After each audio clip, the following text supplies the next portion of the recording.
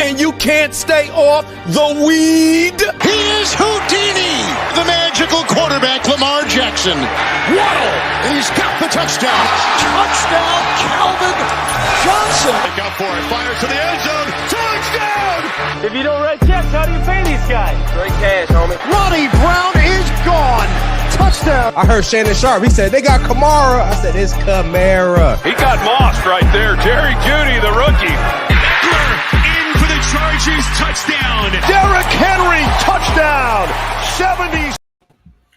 What's up, everybody? It's your boy, Troy King, a.k.a. T King Mode. I'm back here with you at the Thirsty Thursday halftime show.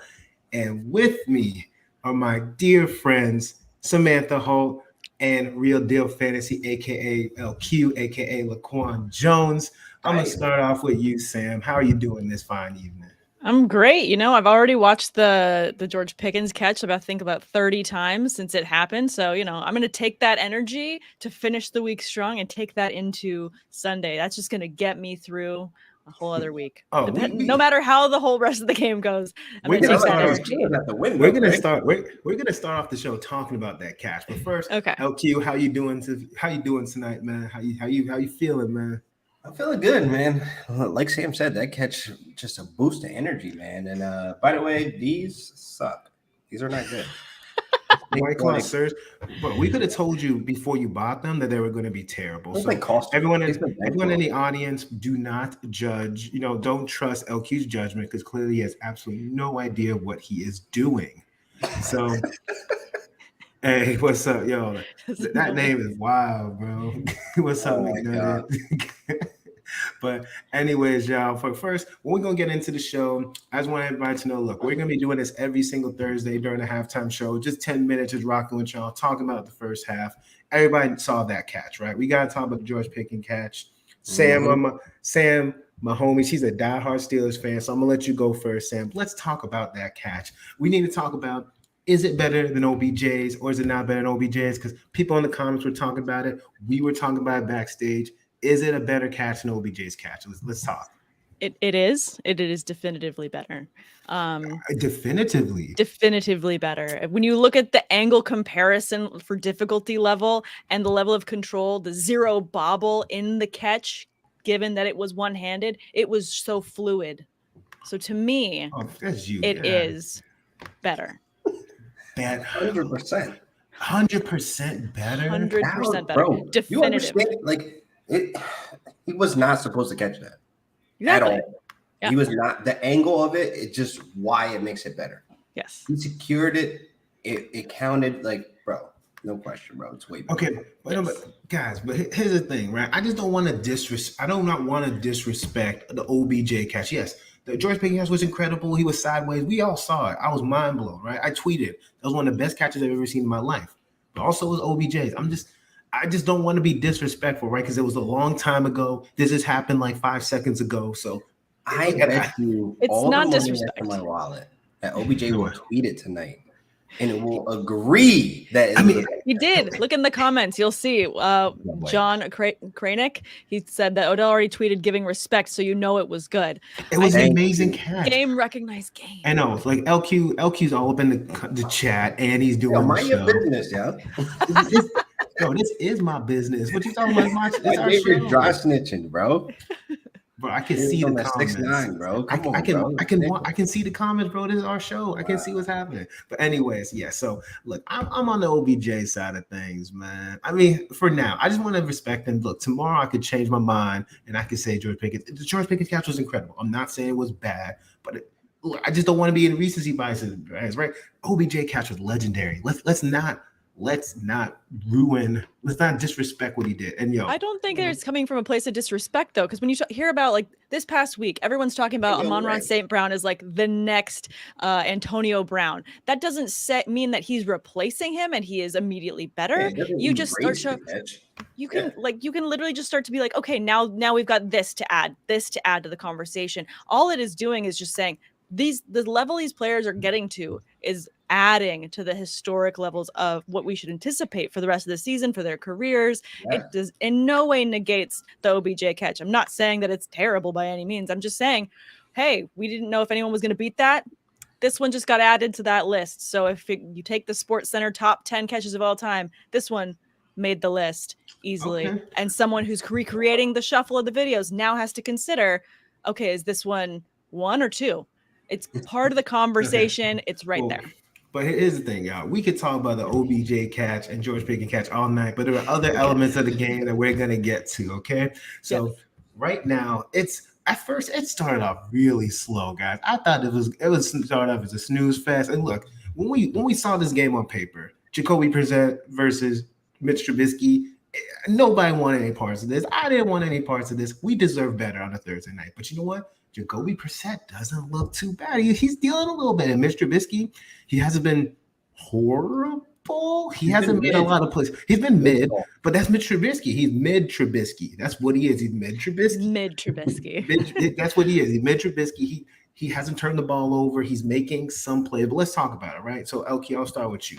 Let's talk about the Cleveland Browns side of things. What do you think about Jacoby Brissett? Like, look, we weren't expecting him to look this good. Obviously, he's been, he's looking at Amari Cooper, David Njoku. So tell us your thoughts about how he's playing, how the Browns are doing in the first half, and what do you expect in the second half? I mean, listen, like Brissett's back there comfortable. There's no pressure. There's no TJ Watt. I mean, listen, Steelers are 0-6 without TJ Watt. That is a fact. He's a huge piece of that defense. And if you have Jacoby Brissett, who's been a starter for plenty of other teams, Dolphins, Colts, et cetera, he's going to be able to do his job. He's going to be able to sit back and pitch the ball out to guys that are talented, Amari Cooper, David Njoku. I mean, the thing is, when you have a run game with Nick Chubb and Kareem Hunt to take off the pressure as well, play action gets going. So therefore, Jacoby Brissett is just executing exactly what he needs to do. And, he's looking good. Second half, he might come out with the same momentum. He might come out with a W. Sorry, Sam. It's okay. I had tempered expectations going into this game. No, but listen, so let's look at the other side of the ball, right? So Steelers. Sam, you the Steelers fan, right? Mitch Trubisky. What are we expecting from the second half, all right? So like Deontay Johnson, George Pickens had that nice catch, but the receivers haven't really done that much, right? I'm looking at my fantasy team.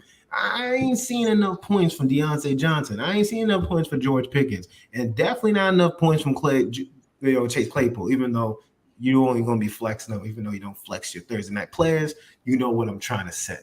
Yeah. But yeah, look, Ike, you late to the joke, man. I already said the mid Trubisky joke, bro. Come on. Yeah, what up, Ike? Yeah. But what's it called?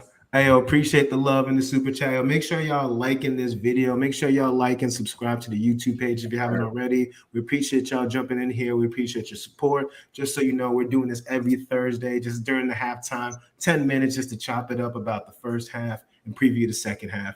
But Sam, I want you to get back to what you were saying, right? About your analysis about the Steelers, what you expect in the second half. I mean, second half, we're going to have to keep the foot on the gas 100%. We started off slow, but we're going to have to try and finish this strong. I think that they're going to try and air it out a bit more.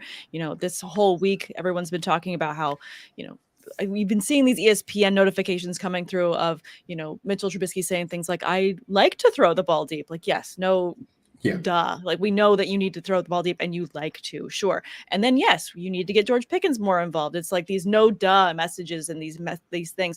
And going into halftime, Tomlin's messaging is gonna be like, guys, this is a no dumb moment. You got to do the job. You got to go, guys. You got to get open. Mitch, you got to get these guys downfield. I mean, they're gonna have to get everyone open. So hopefully, everyone will see an uptick in targets and receptions going into the second half. Definitely hoping, for Freiermuth to get more involved as well. I am encouraged to see just how many targets and how efficient Deontay Johnson is being with those targets. So I do like that. 4 for 5 with 48 yards. And I also love to see that Najee is able to break away, but not as much as you want him to. And it's because the O-line just isn't strong enough to give him that space. So hopefully we can actually use him a little bit more in the passing game in the second half. But hopefully, honestly, I just want them to continue this momentum and let's just have a super high scoring rest of the game. And I'd be happy no matter who wins then, because then everyone's fantasy team wins. Well, super high scoring. Look what I'm doing. The finger guns. Oh yeah. And just so y'all know, we're bringing finger guns back. Just so y'all know. We're not. But anyways, here's the thing. I am disappointed, right? Because a lot of us, still playing leagues with defenses. I played the Cleveland Browns defense because, usually when you look at your defenses, there's certain elements, right? Is the team at home? Is it projected to be a low-scoring game? And also, looking at the other side of the ball, you look at Mitch Trubisky. He ain't that great, right? So that's when. But the Cleveland Browns only got me 1 point right now. And I know the Steelers defense isn't doing so hot either. And so back-to-back weeks with blown coverages, bro. Like that defense is giving up big plays. I do want to talk about this, right? I want to focus on Jalen Warren. Again, he looked good besides the fumble, right? He had some juice. Besides the fumble, he looked good. He had some juice. I even made a joke, but early on, look, he was having a little bit more juice than Najee. Najee scored and all that, but Jalen Warren had some juice. But the fumble was you're going to be sat on the bench. Man. Yeah. Yeah, I mean, the thing with Tomlin though is even if someone has a fumble, he allows a player to come into the following play because he doesn't want to give that player the yips and get them nervous about going back and making another mistake. So he'll really quickly give them another opportunity, which I love. And I also love that we're seeing Warren be so successful because Najee's even said, I want him to have success. I can't be the only guy doing this because it's going to wear him down. So I like that he's getting a lot of looks. I don't know if it's going to create a consistent enough floor right now for me to think about flexing him in any situation, but he's definitely worth a stash, just depending on, the longevity of Harris, depending if he goes down, at least that they have a back that's gonna be able to get into the mix should Najee get hurt. I like it. Oh no, absolutely. Well, guys, the halftime's about to come back. The second half's about to come on. So I just want to say thank you to everybody that was tuning in with us, just chopping it up with us.